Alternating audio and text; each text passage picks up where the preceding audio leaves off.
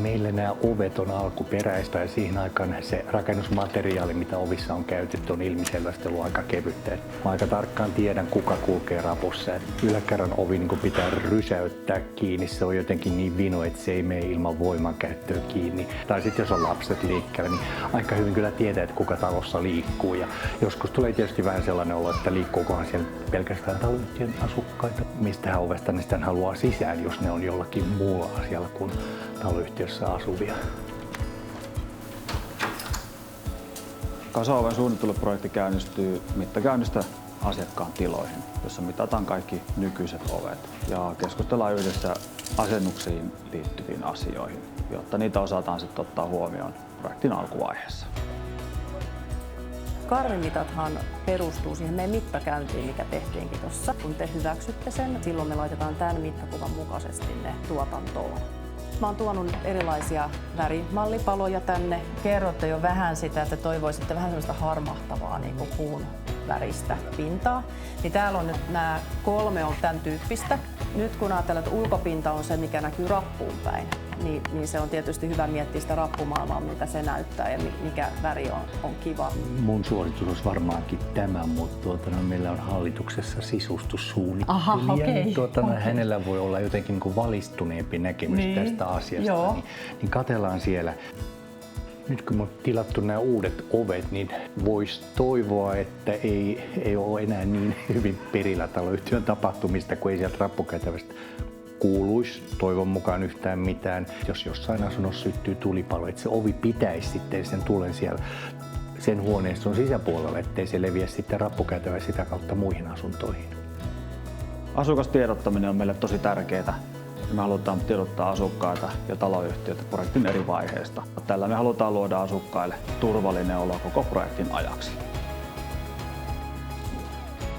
Tervetuloa meidän aloituspalaveriin liittyen tähän meidän alkavaan turvaovi-projektiin. Ja käydään tässä läpi ihan näitä työmaahan liittyviä asioita ja sieltä nyt sitten löytyy kaikki tärkeät tiedot, eli ensimmäisenä siellä on tämän taloyhtiön tiedot, sitten on urakka-aika, itse toimin tässä projektipäällikkönä ja sitten työmaalla on oma johto. Kaso Oy toimii tässä pääurakoitsijana, minä perehdytän ja vastaan sitten asennuspuolelle noista asioista ja valvon sitten työn etenemistä ja laatua ja työturvallisuutta.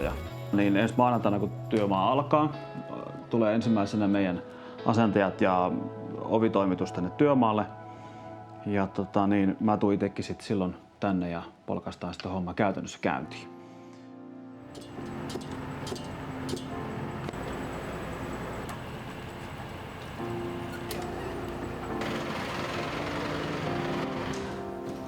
Konkreettinen oviurakka käynnistyy siitä, että vanhat ovet puretaan pois purkulavalle. Tavanomaisesti nyt sitten poistetaan myös se sisäovi, mikä sinne aikaisemmin on asennettu. Näiden 2 oven tilalle asennetaan nyt tämä meidän yksilehtinen kaso-ovi. Nyt erityisen tärkeää tässä kohtaa on se, että ovi on tiivis, hyvä äänieristys, palo- ja murtoturvallinen sekä ne ominaisuudet säilyy nyt ja tulevaisuudessa.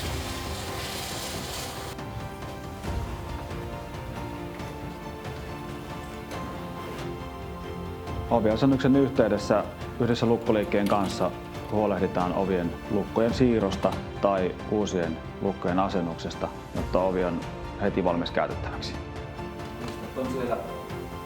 Ensimmäisten oviasennusten valmistuttua yksi ovi valitaan mallioveksi, johon tehdään mallioven katselmus. Katselmuksessa tarkastellaan oven oikeaoppista asentamista, oven toimivuutta ja visuaalista yleisilmettä.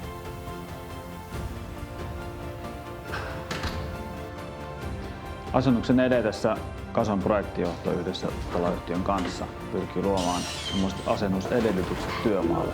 Projektin läpimenoaika saadaan mahdollisimman lyhyeksi ja asukkaille tulee sellainen fiilis projektista, että se on onnistunut.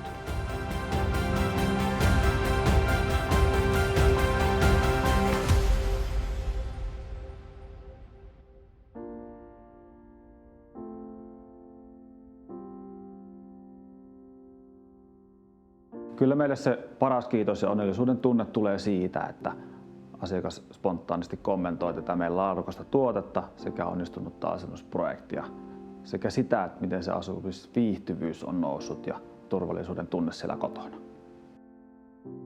Pitkään harkittiin tätä oviremppaa, mutta nyt kaikki on tyytyväisiä, että me valittiin nämä kaso-ovet. Ne on niin jämäkän tuntuiset, että on ilo avata ovi ja ilo laittaa se kiinni.